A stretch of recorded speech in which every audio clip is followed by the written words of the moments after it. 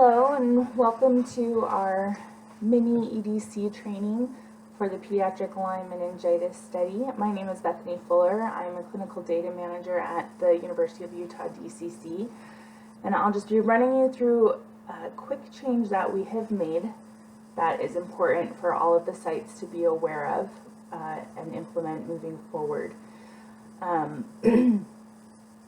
So today what we will be focusing on are the ECG results and the Neuroimaging Report Forms. You should be familiar already with the ECG results form. However, we had originally applied the Neuroimaging Report upload into this form and realized that we needed to make a small change and build its own form for it. So first I'm going to take you into the ECG results form so we can review those minor changes as we've removed the neuroimaging. So first, notice the instructions are slightly different. Enter the results of the ECG test that was performed on the date closest to the day time that Lyme disease serology tests were sent. The ECG must have been performed on or after the day Lyme serology tests were sent and on or before the day of enrollment. So just to be clear, the ECG could have been performed before the Lyme serology test was sent or performed. However, it still had to have been done on the same day. So like they could have had the ECG in the morning and then the Lyme test later that afternoon. That would be acceptable. But if it was done the day prior or any time before that day, it would be out of the window. So here we're just going to answer the questions as we always have for the ECG. Did the participant have an ECG? Yes. No. If yes, we want the day that it was performed. Was there a normal read to it? Yes, and you're done. Or no, and you'll need to upload that file.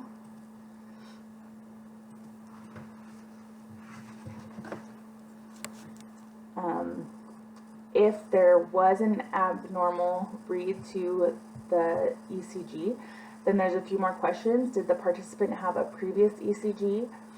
If you answer no, you're done. However, if you answer yes, then they ask, was the abnormality seen on the previous ECG? If no, you're done. If yes, then we want you to use the most recent previous ECG to the time of the Lyme diagnosis that shows the abnormality. And there's a reminder to de-identify all the results prior to the upload. So if that is the case, then you would upload your file.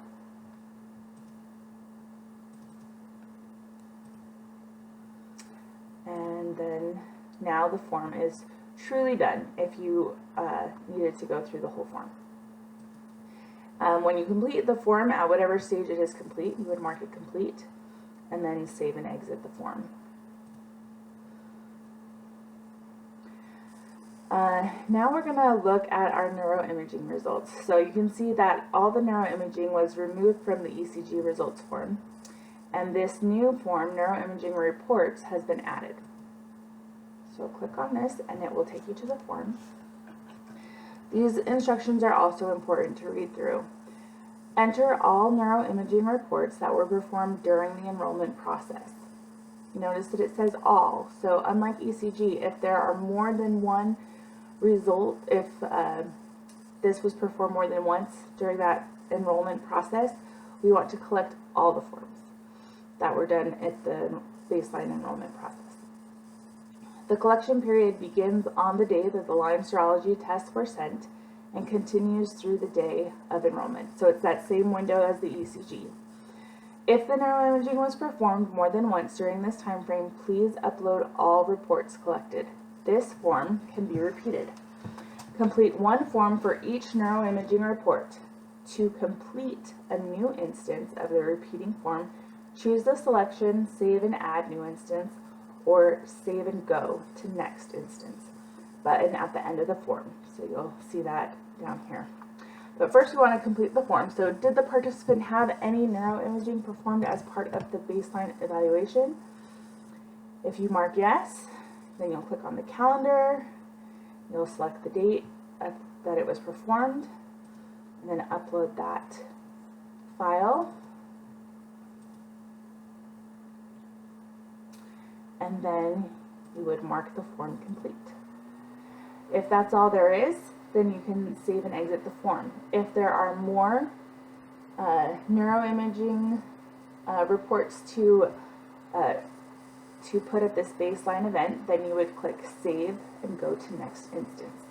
And it will populate the form again. And then you can see up here, current instance, you're on instance 2. You can also switch back to instance 1, which is the first one you just performed. It's the same exact form, so the instructions are the same. Did the participant have neuroimaging? Yes.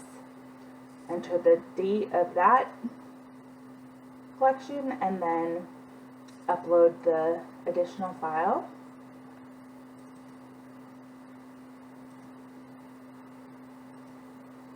And mark it complete.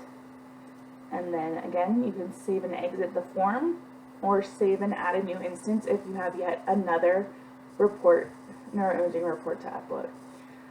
Also, if you save and exit the form and you realize, oh, I do have more, it's very simple.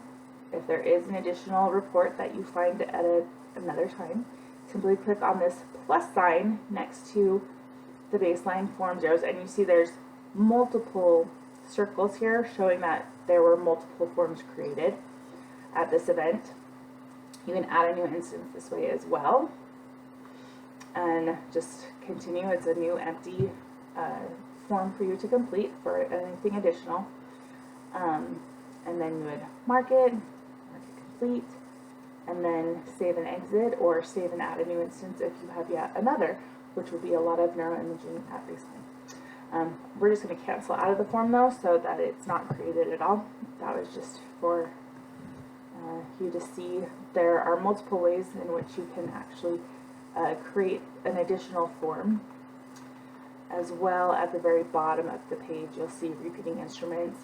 There you can see 1 and 2, which you can go directly to either instance of the form, or you can add a new form here as well. So there are multiple ways that that can be done. What's most important is that you make sure that this baseline, this is just a baseline form to be collected in that early time from Lyme serology test performance up to the time of enrollment, and that's where we'll be collecting the baseline neuroimaging. There is a place at the 6th month chart review to collect further neuroimaging that may have been performed after a baseline, but all baseline forms are to be collected here. And thank you for your time, and have a good day.